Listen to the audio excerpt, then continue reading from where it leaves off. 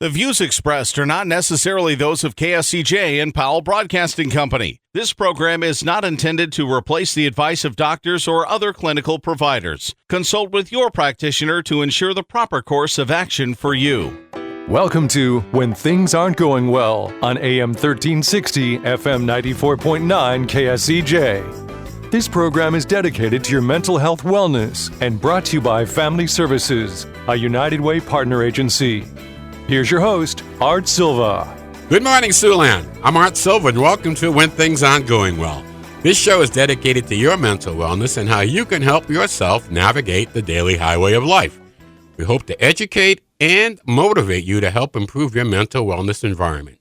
Our show is brought to you by Family Services, a United Way partner agency serving the Siouxland community. Today, our topic is ADHD across the lifespan. And joining me today is Brenda Geisinger, Chief Operating Officer of Boys and Girls Home and Family Services, and licensed therapist Sandy Jacobson.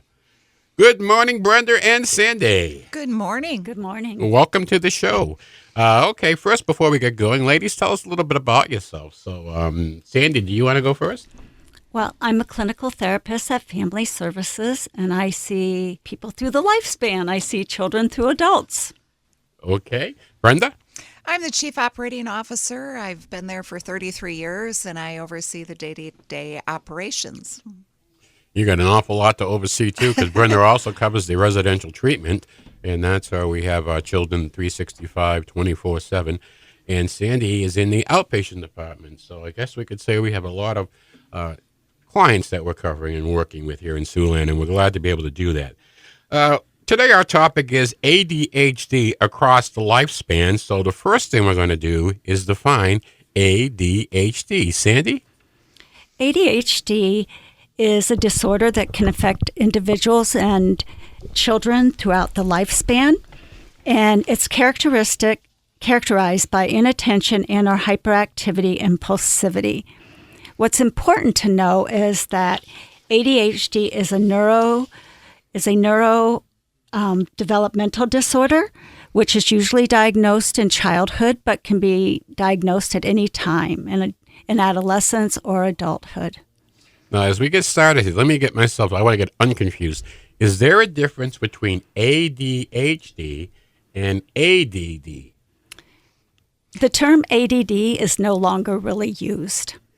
So one of the biggest difference is ADHD has the part of someone being impulsive, and in addition to being inattentive, whereas what was known as ADD, they just struggle with the inattention. They don't necessarily are hyperactive.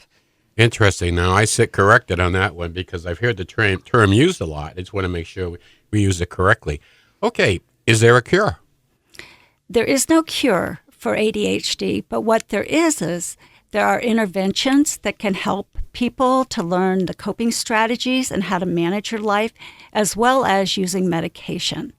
And medication can be prescribed by a psychiatrist, a family physician, and a psychiatric nurse practitioner or a psychiatric physician's assistants.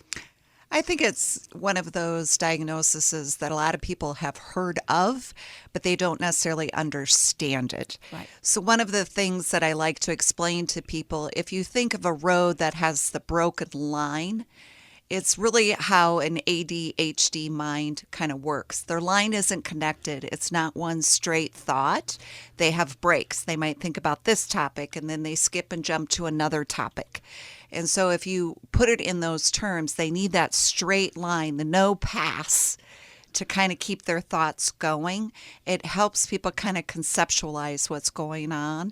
Or if you go to a restaurant and there's 100 TVs playing at once and all this conversation, and you try to focus just on one thing, someone with ADHD will really, really struggle with that. And it's kind of similar what they go through every moment of their life.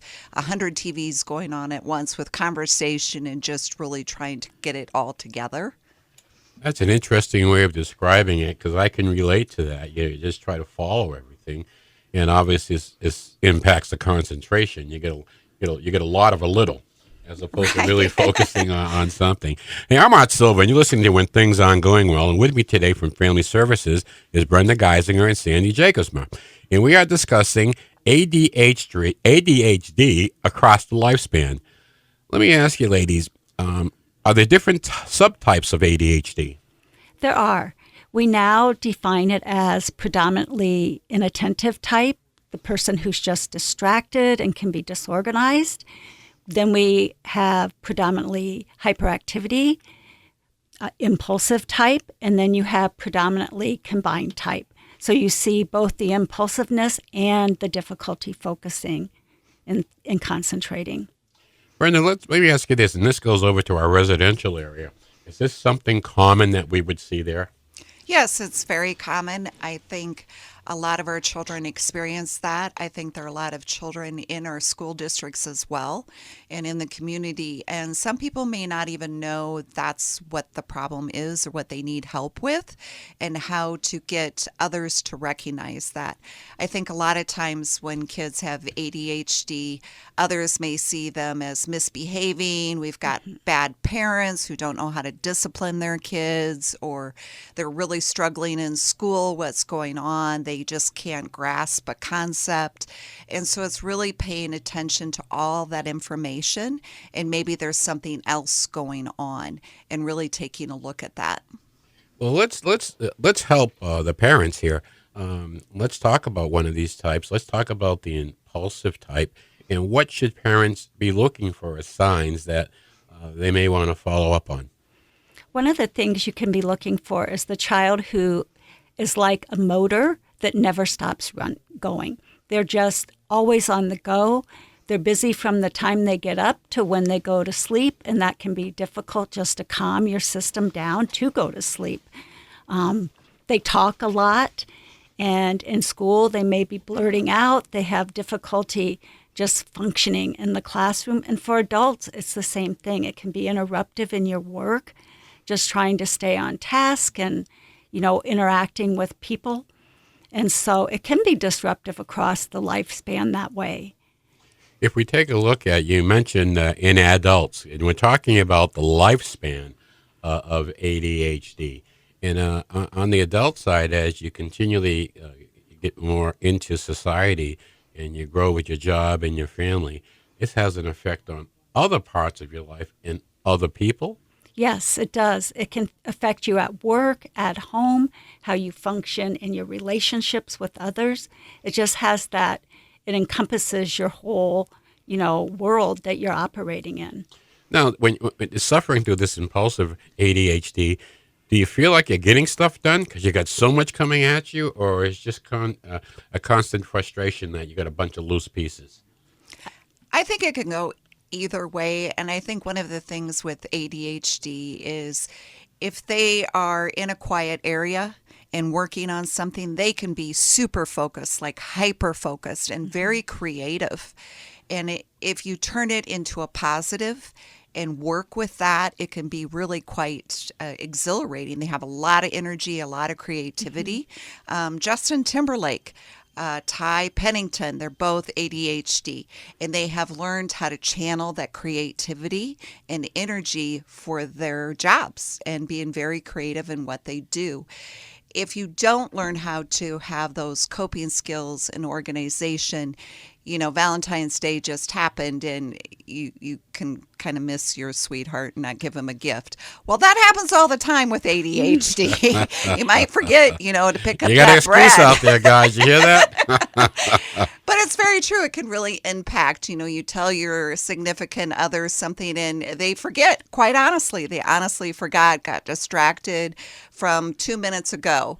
And it can cause a lot of arguments or disrespect is a belief, and hard feelings. So it's really recognizing that and learning how to cope with it. Well, let's talk about that's one type, and that's the impulsive type. What about the inattentive? The inattentive type is for children. You see the kids that may be daydreaming and just hard to focus. The teacher can be talking and they're looking out the window. And the same at home. They're just not focused on what you would like them to be focused on doing their task. And that's the same in adolescence. So school can be really difficult, or other tasks. For adults, it can really interfere with life. You could be at work and have 3 different projects going and never be able to complete one because you just get distracted. Oh, now I have to do work on this one, but it never gets completed. And then you can look at the other. And often then at home you have lots of tasks that you start, but a lot of them never get finished. Hey, we're coming up on our break, so this is a great discussion. We'll come back to the types. So we'll be right back here on 1360 KSCJ with more of When Things Aren't Going Well. Let's face it, that happens to all of us. However, the pandemic has compounded all of our lives and activities. Even the simplest tasks seem harder. Hi, I'm Brenda Geisinger, the Chief Operating Officer at the Boys and Girls Home and Family Services. Family Services is a United Way partner agency serving children and families of our community, and we're here to help. If you'd like to learn more about Family Services, please contact us via email, website, Facebook, or phone Mary Pickens. At Family Services, we change lives. Welcome back to When Things Aren't Going Well on KSCJ. Here's Art Silva. Welcome back to When Things Aren't Going Well. I'm Art Silva along with Brenda Geisinger and Sandy Jacobsma from Family Services.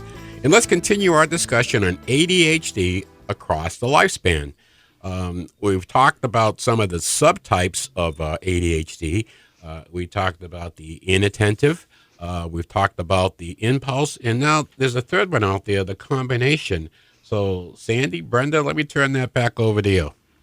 The combination can be really difficult because you're dealing with both the impulsiveness as well as struggling with your inattentive part, the ability to get things done. So you could look like you're in motion and having a hard time to settle down to focus, and then you're having difficulty focusing. And like we have said, you need organizational skills. You need to learn a lot of different skills. And that's where, it's really important that you start to learn that organization, how to slow your mind down, these coping strategies that can help you be successful, because you can be with this disorder. Well, you just touched on something, just being the Super Bowl was just last week. Let's talk about the being able to slow your mind down. A lot of good professional athletes, the key that what they work on is slowing it down, slowing the game down. Yeah. They're able to slow the game down. Now, in our past shows, we've discussed the importance of a routine. So I can only put one and one together. The routine must be extremely important for someone suffering with ADHD. Yes? No? Yes, that is true. I think routine is one of the key things. Even if you are prescribed medications for ADHD, it's not just that. You have to have routine, you have to have systems, and you have to take care of your body, getting enough sleep, eating the right foods, and having that structure. I remember a child that we had at one time, and this is part of my education with ADHD. She was severely affected to the point where it affected her ability to sleep. And in her inability to sleep, it kept the family up. So now it's going through the whole family. This was a success story. We were able to help this family, educate the dad, work with the child, and it came out a real good success story. So I think there are ways, but when you think about ADHD, you see the individual, but the impact it has on everybody around him or her. It's just it's a bigger picture than what you look at, and it's usually the cause of a lot of other problems that don't get recognized. This was caused by ADHD. So, any comments? It can be as simple as, telling your child, go clean your room. And they have all good intentions of doing that. They go into their room and you go on checking on them in like 10, 15 minutes and you see them playing Legos and making a bigger mess. And then you step on a Lego and ba-boom, the fight starts and they get grounded and they start crying. And then, the dog is barking and the whole day is ruined. And so breaking it down for them and say, for the next 5 minutes, can you pick up your Legos? And let them do that, and then let them go release some energy, and then have them come back and do another part of that. Because a big task with no expectations or boundaries is very overwhelming for them, and it's way too many things coming at once. And so if you break it down into small bites and then give them a break so their mind can just run, that's helped for a lot of families. This could also be a big problem in school.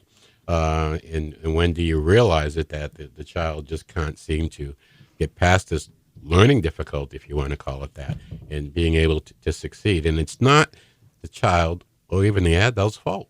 Correct. It's one of these things that when their coping systems break down, there has to be a greater sensitivity, I think, out there by the general public. Like, they're not trying to do this. This is intentional. Maybe they can't help what they're doing right now. And that kind of patience and acceptance, I think, goes a long way to understand what really is the root of the problem here, especially in families. That's really correct, because so many people think, well, you can just control these things. You're doing it purposely to annoy us or to bother us. You're not a hard worker. And there's a litany of things.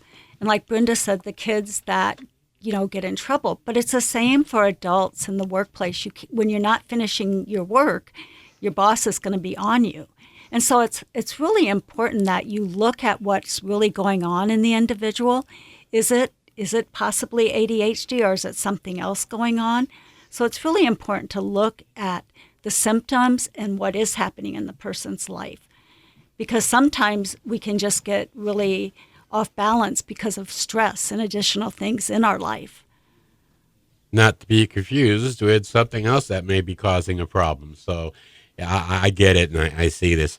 Okay, what type of treatment is available? I mean, people go through, it's a lifespan, so we start with as children, and we got 3 different types, and rolling that all together, starting, let's say, as an adolescent and rolling into adulthood, what type of treatment there's no cure for this, so what type of treatment's available? A lot of times, parents and adults want to first start with seeing, can they do the organizational skills? Can they get coping strategies in place? Can they help the adolescent learn to stop and think before they act?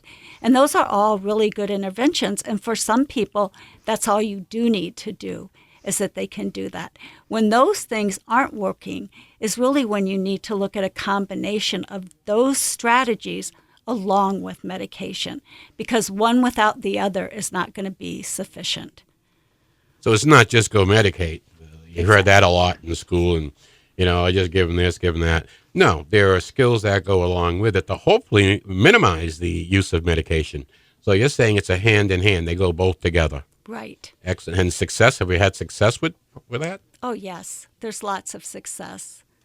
How about adults? Let's talk a little more about the adults. What type of constructive change do we see with adults who follow their therapy and, if applicable, medication?